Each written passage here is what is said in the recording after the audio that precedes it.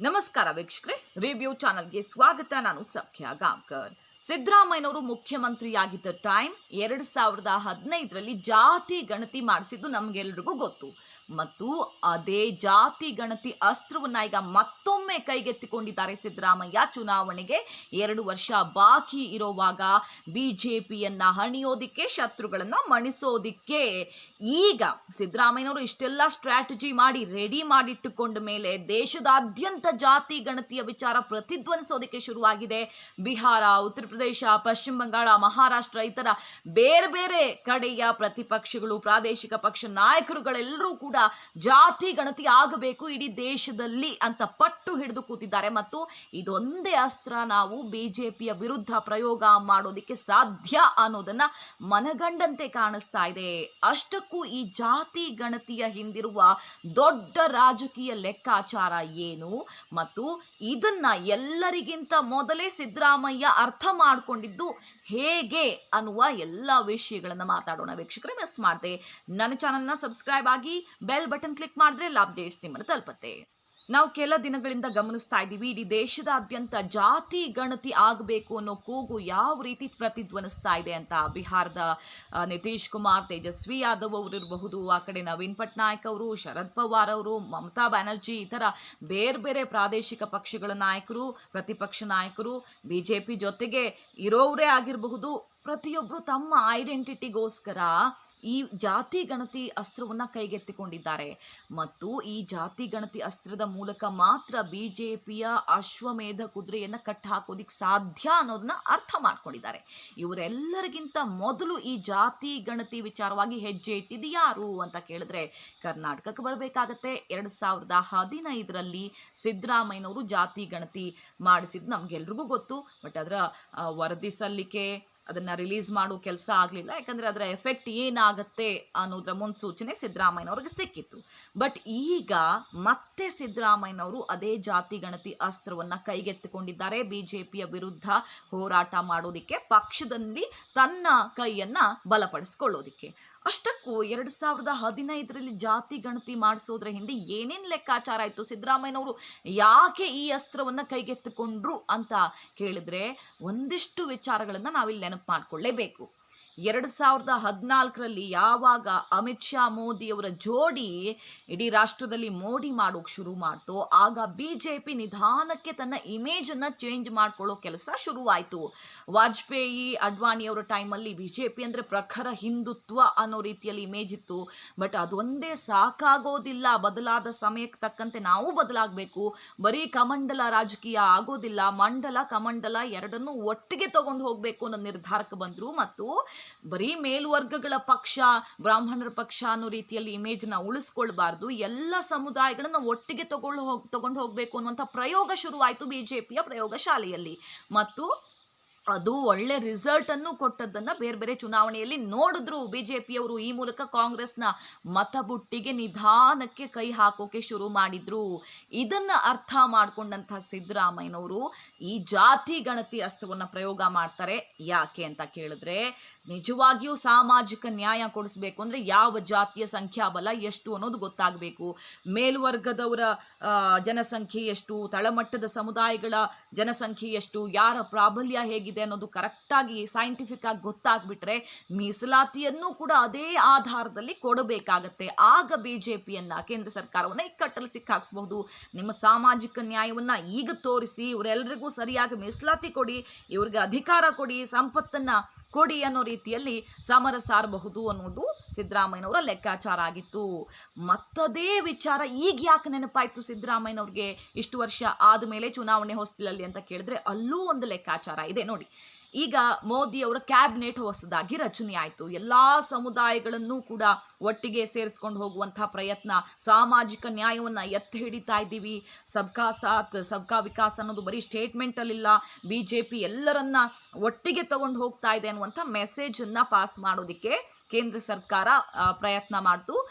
ನರೇಂದ್ರ ಮೋದಿಯವರು ತಮ್ಮ ಕ್ಯಾಬಿನೆಟನ್ನು ಆ ಥರ ಹೊಸ ರೀತಿಯಲ್ಲಿ ರೇನ್ಬೋ ಕ್ಯಾಬಿನೆಟನ್ನು ರಚನೆ ಮಾಡಿ ತೋರಿಸಿದ್ರು. ಅದರಲ್ಲಿ ಎಷ್ಟೋ ಸಮುದಾಯಗಳು ಇದುವರೆಗೆ ಸ್ಥಾನಮಾನನೇ ಸಿಕ್ಕಿಲ್ಲದಂತಹ ಸಮುದಾಯಗಳನ್ನು ಕೂಡ ಸೇರ್ಪಡೆ ಮಾಡ್ಕೊಂಡಿದ್ದು ನಾವು ನೋಡಿದ್ದೀವಿ.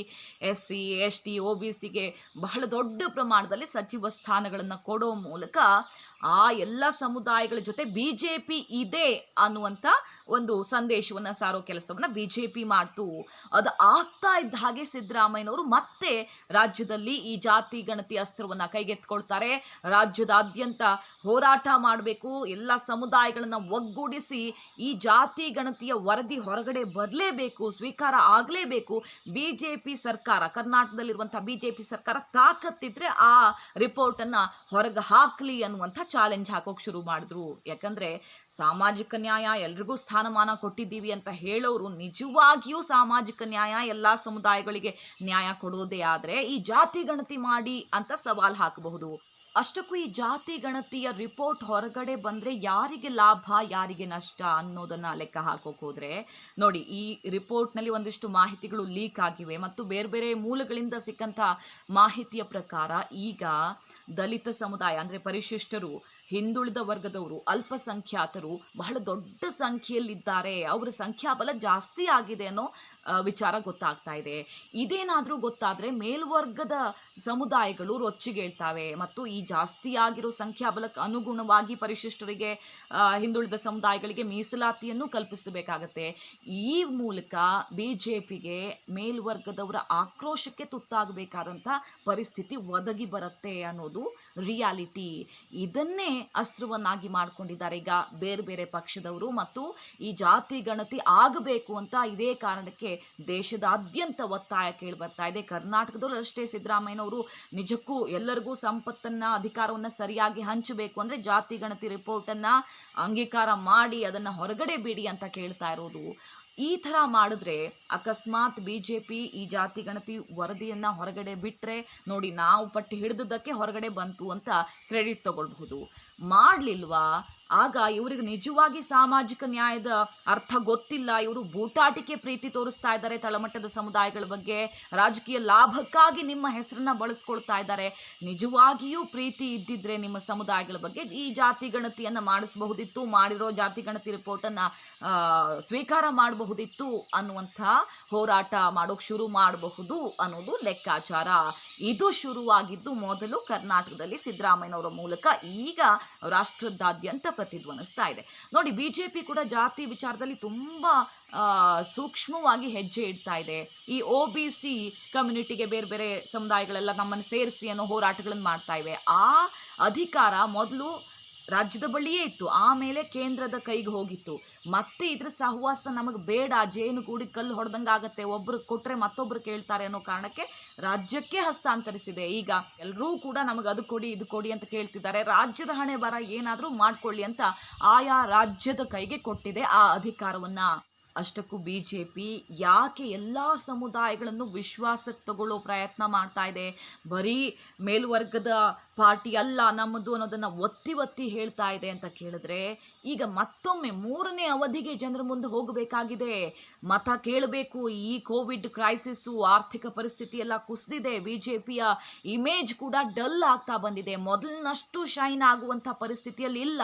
ಮೋದಿಯವರ ಮುಖ ತೋರಿಸ್ಕೊಂಡು ಹೋಗ್ಬಿಟ್ರೆ ಎಲ್ಲ ಕ್ಲೀನ್ ಸ್ವೀಪ್ ಮಾಡಿಬಿಡ್ತೀವಿ ಅನ್ನೋ 2014ರ ಪರಿಸ್ಥಿತಿ ಈಗ ಉಳ್ಕೊಂಡಿಲ್ಲ. ಹಾಗಾಗಿ ಒತ್ತಿ ಒತ್ತಿ ಹೇಳ್ತಾ ಇದ್ದಾರೆ. ಈಗ ಜನಾಶೀರ್ವಾದ ಯಾತ್ರೆಯಲ್ಲೂ ಕೂಡ ನಾವು ನೋಡ್ತಾ ಇದ್ದೀವಿ, ಹೊಸದಾಗಿ ಆಯ್ಕೆಯಾಗಿರುವಂತಹ ಸಚಿವರುಗಳು 22 ರಾಜ್ಯಗಳಲ್ಲಿ ಉದ್ದಗಲಕ್ಕೂ ಓಡಾಡಿ ಜನರಿಗೆ ನಮ್ಮ ಸರ್ಕಾರದ ಸಾಧನೆ ಏನು ಅಂತ ಮನವರಿಕೆ ಮಾಡಿಕೊಡ್ತಿದ್ದಾರೆ. ಅದೆಲ್ಲಕ್ಕಿಂತ ಮುಖ್ಯವಾಗಿ ತಳಮಟ್ಟದ ಸಮುದಾಯಗಳು, OBCಯ ಮಿನಿಸ್ಟರ್ಸ್ ಇರಬಹುದು, ಹಾಗೆ ಪರಿಶಿಷ್ಟ ಸಮುದಾಯಗಳಿಂದ ಆಯ್ಕೆಯಾಗಿರುವಂತಹ ಸಚಿವರುಗಳಿರಬಹುದು, ಅವರೆಲ್ಲರೂ ಕೂಡ ತಮ್ಮ ತಮ್ಮ ಎಕ್ಸಾಂಪಲ್ ಕೊಟ್ಕೊಂಡು ನೋಡಿ, BJP ಅಂದರೆ ಬ್ರಾಹ್ಮಣರ ಪಕ್ಷ ಅಲ್ಲ, ನಾವೇ ಸಾಕ್ಷಿ, ತಳಮಟ್ಟದ ಸಮುದಾಯಗಳನ್ನು ಕೂಡ ಯಾವ ಥರ ಬೆಳೆಸ್ತಾ ಇದೆ BJP ಅನ್ನೋದನ್ನು ಜನಕ್ಕೆ, ತಮ್ಮ ಸಮುದಾಯಕ್ಕೆ ಅರ್ಥ ಮಾಡಿಸೋಕೆ ನೋಡ್ತಿದ್ದಾರೆ. ಕರ್ನಾಟಕದಲ್ಲೇ ನಾರಾಯಣಸ್ವಾಮಿಯವರು ಯಾವ ಥರ ಎಲ್ಲ ಎಡಗೈ ಸಮುದಾಯಗಳನ್ನು ವಿಶ್ವಾಸಕ್ಕೆ ತಗೊಂಡು ಅವರ ಸಪೋರ್ಟನ್ನು ಖಚಿತ ಮಾಡಿಕೊಳ್ಳುವಂಥ ಪ್ರಯತ್ನ ಮಾಡಿದ್ರು. ಜನಾಶೀರ್ವಾದ ಯಾತ್ರೆಯಲ್ಲಿ ಜೈ ಮಾದಿಗ ಜೈ ಮಾದಿಗ ಅನ್ನುವಂಥ ಜಯಘೋಷಗಳೆಲ್ಲ ಪ್ರತಿಧ್ವನಿಸಿದ್ವು ಅವರ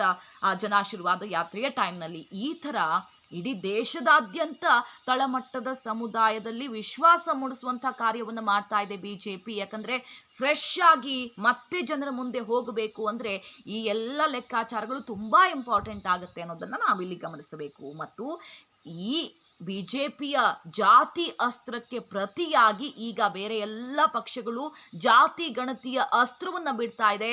ನಿಜವಾಗಿ ನಿಮಗೆ ಈ ಸಮುದಾಯಗಳ ಮೇಲೆ ಪ್ರೀತಿ ಇದ್ದರೆ, ಅವರನ್ನು ಮೇಲೆತ್ತುವಂಥ ಗುರಿ ನಿಮ್ಮದಾಗಿದ್ದರೆ ಮಾಡಿ ಜಾತಿ ಗಣತಿನ ಅಂತ. ಅದು ಶುರುವಾಗಿದ್ದು ಕರ್ನಾಟಕದಲ್ಲಿ. ಬಿಜೆಪಿಯ ಈ ಲೆಕ್ಕಾಚಾರಕ್ಕೆ ಸೆಡ್ಡು ಹೊಡೆಯೋಕೆ ಮೊದಲು ಶುರು ಮಾಡಿದ್ದು ಸಿದ್ದರಾಮಯ್ಯನವರು ಅನ್ನೋದನ್ನು ಕೂಡ ಇಲ್ಲಿ ನಾವು ಮತ್ತೊಮ್ಮೆ ನೆನಪಿಸ್ಕೊಳ್ಬೇಕು. ವೀಕ್ಷಕರೇ, ಈ ಮಾಹಿತಿ ನಿಮಗೆ ಇಷ್ಟ ಆಗಿದ್ರೆ ಮಿಸ್ ಮಾಡದೆ ನನ್ನ ಚಾನಲ್ನ ಸಬ್ಸ್ಕ್ರೈಬ್ ಆಗಿ ಬೆಲ್ ಬಟನ್ ಕ್ಲಿಕ್ ಮಾಡಿದ್ರೆ ಎಲ್ಲ ಅಪ್ಡೇಟ್ಸ್ ನಿಮ್ಮನ್ನು ತಲುಪುತ್ತೆ. Thank you.